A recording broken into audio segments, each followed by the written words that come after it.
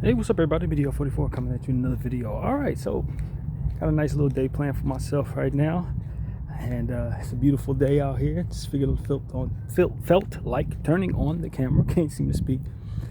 And I'm thinking about what's going on with the Cp3 Clippers thing. It's not just that they sent him home and waived him or whatever their plan is to do. I don't think it's been official that he's been waived yet, but technically he's not going to be returning to the team. He's out of their situation, and more or less what I'm seeing now is like strange leaks coming out that vilify different people on either side of the situation. Not vilify, but like just kind of make them look bad. Like on one hand, you got this report coming out that Chris Paul was essentially telling Kawhi to switch up his coverages on Klay Thompson in the game they had recently against the Dallas Mavericks. And I guess Jeff Van Gundy told him, no, you don't have that power to sway coverages. You may have had that in other situations, Chris, but you don't have that here to be able to tell our players to switch up the coverages based on your observations and what you think makes sense. That just seemed a little strange to me because, I mean, isn't that part of working together when you're talking about an organization that's struggling as bad as the Clippers are? You got a great mind like Kawhi Leonard observing something out there that isn't working defensively and proceeding to suggest or even say what should be done. Shouldn't that be something that should at least be taken into account? It seems like a lot would have led up to that to make it so that people would be exhausted of his voice.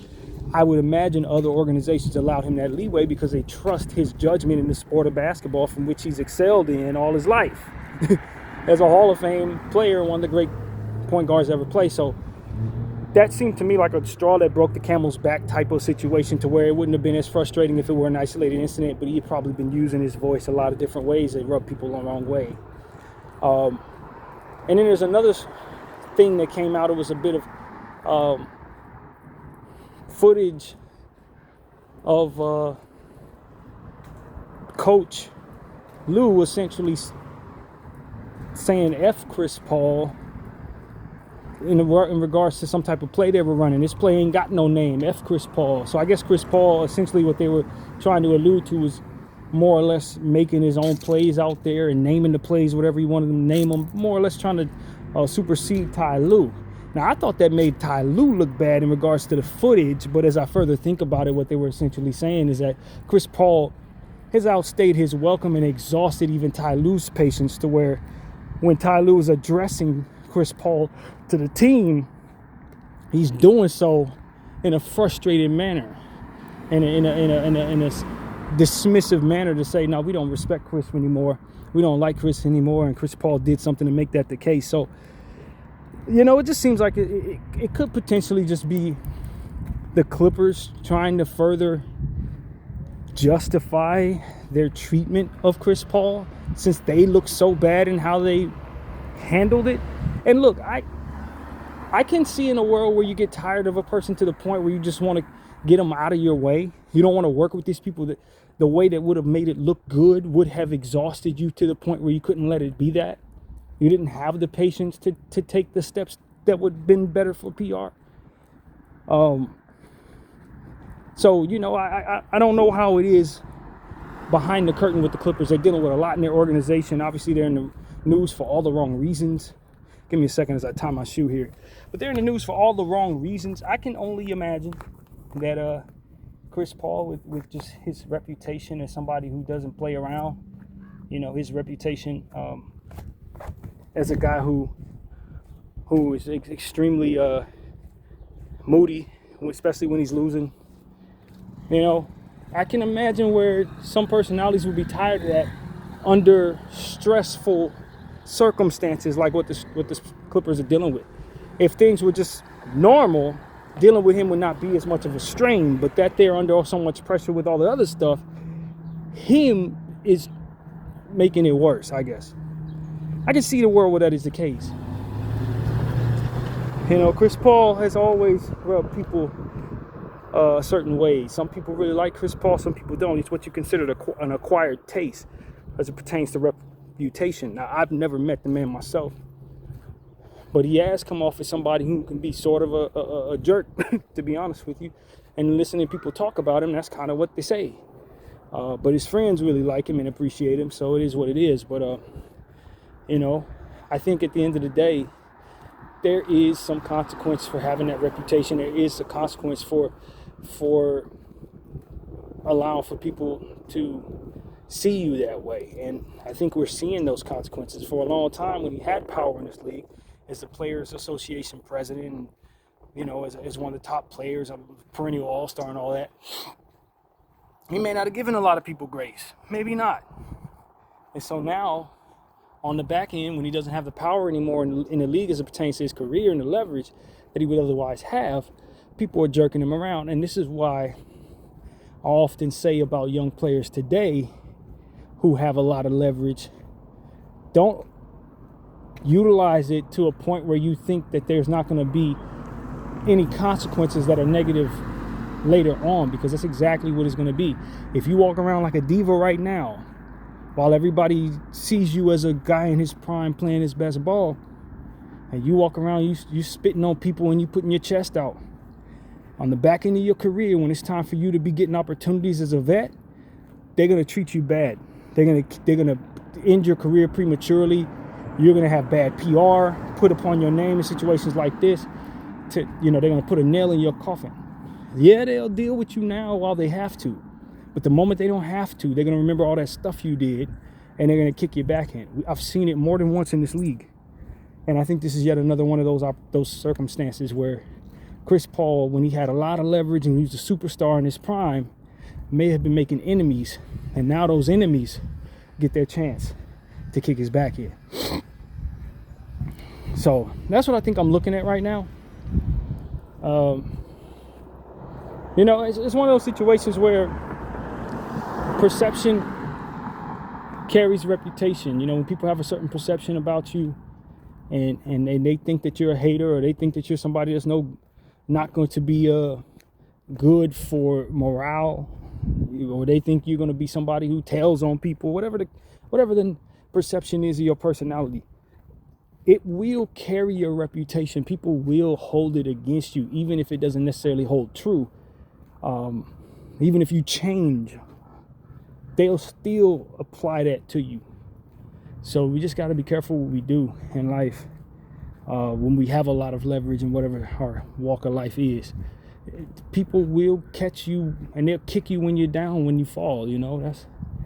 That's what it is. But if you show grace, you show love, you show warmth and a kindness when you have a lot of power. If you ever find yourself falling, you'll see a lot of support just the same. So it's all about how you handle having power and having a lot and being up, so to speak. It's all how you handle it. If you step on people, people will wait until the right time and they'll step on you. So yeah, man, that's what I want to say about that. I think Chris Paul's he's kind of running into a lot of that right now, it seems. But the Clippers, their organization, and this is what my initial point was when I first talked about this, their point of view is so stressful, and in their circumstances, their reputation right now is so bad that they are probably the worst team to be doing something that's bad for PR. They have a reputation of being so much of a failure as a franchise. And then furthermore, having already done something that people didn't like with Blake Griffin. When Blake Griffin initially signed a contract with them, and then they traded the contract like five months in to like a bad Detroit Pistons team. At that point, they had started to gather a reputation for not handling their very best players in a respectful way. And so for this organization, with all that they have going on right now, to do this thing to that player, I think it's not worth it. Regardless of what stresses would have come, or what frustrations would have come from, or what pride would have needed to be swallowed in order to appear like they're handling Chris Paul as his legacy would deserve to be handled by that franchise, it probably would have been more worth it to go through whatever that looks like to assure that he appears to be treating properly by them than what it is that they're doing, piling on more bad onto their reputation. And so that's my take on the Clippers. I just think that they, as I said before, need to just clean all things out. The only two things that should be left standing from the Clippers when all of this is done is the building that they just built and Steve Ballmer. That is it. I would remove everyone from the Clipper organization, and I would rebrand if I were Steve Ballmer. You know, I would most definitely tell him to move the team, but at this point, having built the building, I just don't think that's something he would do. I don't think that, you know, he owns the building, so it's not like he is leasing or anything like that. He could very well move on from it, I would imagine. But I just don't think that that's what he's going to consider being the best move for himself or his franchise. However, getting rid of everyone there and scrubbing that team of this brand is probably what's best in a multitude of areas. I really believe that. You get the name out of there, you change the colors, you turn it into something entirely different. You take that, all these 50 years of ineptitude and laughing stock and underperforming and scandal, and you just let it die. You take the Clipper name, you let it die. You call the team something else. You change the colors and you scrub it of any remnants of its old self. That's what I think the Clippers need to do. I really believe that. They need to scrub it. Change the name, change everything. Change the brand entirely. Make it a brand new team as if you've expanded and have a fresh new franchise and start from scratch. I really believe he needs to do that. Trade all the players, try to get as much draft equity as possible, commit to not trading any draft equity anytime soon. And look, they've screwed themselves because we're expecting that their rebuild is going to be to suffer greatly from this current scandal that they have going on. So what it is I'm saying could be significantly set back by those reprimands that could be coming from the league. Picks for gold and stuff like that. So you first want to know what's coming and then work with a timeline that fits that for which is on the way. You may not be able to get any picks anytime soon, but I still think he needs to change the brand of the Clippers and remove all personnel that isn't a young player off of the team, which is most of it. Coaching, everybody. You just need a whole new fresh start to Ballmer's Los Angeles basketball franchise. I really believe that. And what are you holding on to? Clipper organization is synonymous with nothing but bad, with the exception of Lob City, for which you have literally given the finger to the two most important players from that era. There's nothing to really like. Nothing at all. Kawhi Leonard, his situation looks like it's going down in disgrace. Paul George, one could argue, is the worst trade in NBA history when you consider what they gave up to get him. It is nothing about this Clipper organization that is worth salvaging. There's nothing, nothing at all. I'm just going to be honest with you. There's nothing about this, in my opinion, that Steve Ballmer should actually want to carry forward. They don't have a legacy of winning. They have a legacy of losing. You got the Donald Sterling era and the disgrace that he went down, coupled with the ineptitude of his tenure. There's nothing about the Clippers that should carry forward. You shouldn't want that brand anymore. Change them to a different name. Change the colors. Change the logo. Move everybody from it and start over is what I would tell them. You got a brand new building. Let the Clippers die, because this is the worst franchise in the history of modern sports, in my opinion. It's the worst. They've been the worst my entire life.